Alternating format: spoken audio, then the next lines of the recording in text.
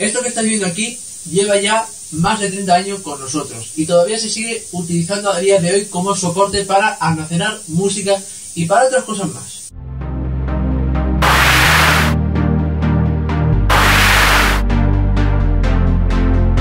El rincón de Futufor. ¿Qué tal, tuberos? Bienvenidos de nuevo a un nuevo blog del Tito Futufor. Como ya sabéis, el tema de la tecnología avanza a pasos agigantados y cada día oímos nuevos servicios que se están sucediendo en internet, nuevos componentes para nuestro PC e incluso nuevos gadgets que harán la inicio de los MacBooks. Pero hay que echarle la vista atrás a uno de los espectaculares inventos en las tecnologías, y esto es el CD, que ha estado con nosotros más de 30 años y el año pasado ya cumplió sus 30 años y todavía se sigue utilizando a día de hoy para soporte musical y todo eso. Las discográficas siguen apostando por este formato, el CD. Voy a hablaros sobre la historia del CD y para no aburrir demasiado lo voy a hacer lo más breve posible. Debéis entender que mi canal de YouTube también se centra en las últimas tecnologías, porque la informática pertenece al campo de las últimas tecnologías. Así que vamos con ello. Todo se remonta en 1979 cuando el compositor de orquesta austríaco Herbert von Karajan le pidió al presidente de la compañía Philips, por aquel entonces Akio Morita, y al presidente de Philips, un nuevo soporte musical que iba a revolucionar la industria discográfica, que es el Compact Disc, el CD de audio. Tenían que pasar 2 años para que se desarrollara ese formato. Por aquel entonces era un rayo láser que leía el CD, ¿entendéis? Y no una aguja como lo hacían los discos de vinilo. Por aquel entonces la industria discográfica estaba atravesando una crisis. Tenía unas ventas del 25% y le echaba las culpas a los consumidores, tal como está sucediendo ahora mismo. Por aquel entonces los consumidores grababan en casete todo lo que tenían los vinilos y entonces se redujo la demanda de vinilos. Empezaron a caer la venta de los vinilos así en picado. 2 años más tarde, en 1972, empezaron a salir la primera serie de CDs de audio. La empresa Sony mostró ante todo el público el primer reproductor de CDs, el CDP-101, que era el primer reproductor de CDs de la historia. 6 meses más tarde llegó aquí a tierras europeas, llegando a costar cerca de los más de 200.000 pesetas, que por aquel entonces era bastante caro. Serían ahora mismo cerca de unos 1.000 euros aproximadamente, pero vamos, eran carísimos esos reproductores de CD. Al año siguiente, en el 83, pues ya empezaron a salir las primeras, ya se estaban comercializando los CDs así a cascoporro, especialmente los amantes de la música clásica, que había rondando ya 150 CDs de música clásica. Y bueno, los fanáticos de esta música pues ya estaban así diciendo, ¡ay, que esto es una revolución y tal y cual! Y entonces ya volviera a comprarse de nuevo las mismas obras que tenían antes, es decir, los mismos álbumes, pero ahora con el formato del CD, ¿entendéis? Y el primer artista que se llevó el honor de vender sus CDs como churros fue el artista Billy Joel, que ya no me acuerdo cómo se llamaba el álbum, pero por aquel entonces ya sería el primer artista que vende un CD, ¿vale? Aparte de los músicos, de los directores de orquesta y tal y cual, ¿entendéis? En 1984 ya Sony lanza al mercado lo que se considera el primer reproductor portátil de CDs de toda la historia, que es el Discman. Y años más tarde sacan más variantes del Discman, ¿sabéis? Pero por aquel entonces eran bastante caros, o sea que en un principio no había muchísima gente que tenía el dinero suficiente para poder permitirse el lujo de escuchar sus CDs favoritos de música en todas partes. En el año 85 ya surgió lo que podemos considerar el CD-ROM, que el CD estaba compuesto de datos, ¿entendéis? Porque la música por aquel entonces era datos. Todo lo que se grababa en CD era datos. Y por lo tanto, los datos también podían almacenarse en un CD, por supuesto. Pero para ello, el usuario tenía que tener una unidad de CD-ROM para poder leer esos discos. Entonces, por aquel entonces, los CDs tenían aproximadamente unos 650 megas de capacidad. Y de música llegaron a almacenar hasta 74 minutos de música, porque por aquel entonces el vicepresidente de Sony quería oír la novena sinfonía de Beethoven al completo de una vez por todas. Y así es como sucedió, era 74 minutos de música que podía almacenar en un CD. La capacidad de los CDs era muchísimo mayor de los discos duros que venían por aquel entonces. Había disco duro con capacidades de 10, de 20, de 30, de 40, 50 megas, no sé. Pero vamos, que era totalmente pequeño. Y comparado con la capacidad que tenían los CDs, pues era inmenso, ¿entendéis? O sea, la diferencia entre la capacidad de los discos duros y los CDs pues era bastante inmensa. Ya en el año 89 las ventas de los CDs por fin superaron a la de los discos de vinilo, y poco a poco los discos de vinilo fueron pasando al olvido. En el año 1992 surge lo que se consideraría el CDR, o lo que es lo mismo, el CD grabable. Entonces en ese año se empezaron a comercializar las primeras grabadoras de CDs, que por aquel entonces eran muy pero que muy caras, y no sería hasta 1996 cuando tuvieran un precio bastante asequible para todos los bolsillos, ¿entendéis? Porque por aquel entonces, en el 92, había poquísima gente que se podía permitir el lujo de grabar CDs y tal y cual. Ya por aquel entonces las compañías distribuidoras de juegos y tal y cual empezaron a sacar sus juegos en formato de CD en vez de disquetes, ¿sabéis? Y lo mismo pasaba con Windows o cualquier otra distribución de Linux, ¿entendéis?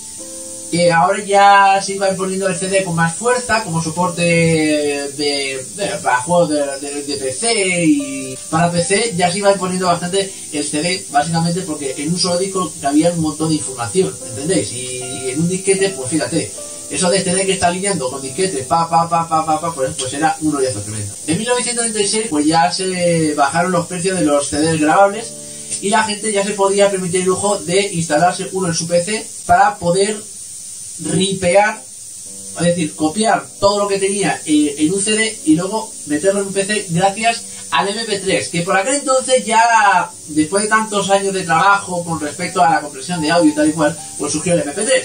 Y por aquel entonces, con los primeros programas de conversión de MP3, empezó a haber una nueva crisis en la industria discográfica. ¿Por qué?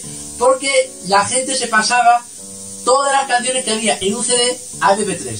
Y tened en cuenta de que el tamaño del MP3 es totalmente pequeño. Tanto es así que la gente se podía copiar todas las canciones que tenían en un CD en un MP3, en todos los formatos de MP3, y lo podían meter en un disco, solo que ocupa la 10ª parte de lo que ocupa normalmente un CD. Todas las canciones de un CD de música, ¿entendéis? Que vamos, es un rollo tremendo. El MP3 fue el causante, no voy a decir el culpable, sino los usuarios en particular, los que se copiaron música en este formato y mediante programas de, por ejemplo, el Napster, el conocido Napster, que muchos conoceréis ya, que es un programa que les permitiría distribuir ilegalmente la música, bueno, compartir. Creo que era el pionero de lo que conocemos hoy con las redes P2P, el Emule, el BitTorrent y todo eso.